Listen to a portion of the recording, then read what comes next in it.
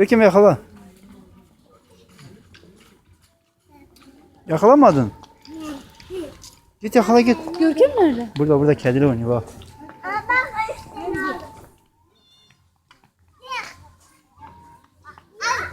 Yakala. Kedi yakala.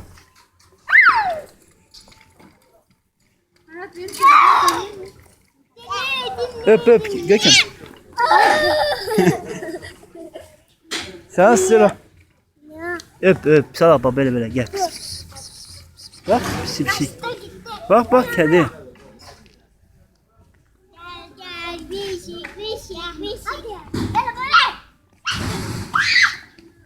Tamam yeter gel yedek hadi gel.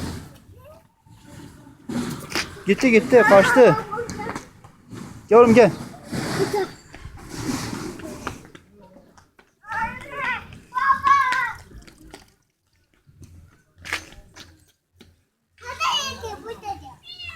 Gitti artık.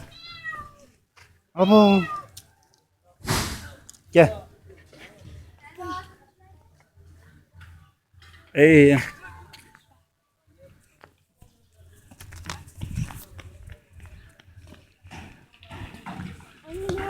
Lazım. Zaten.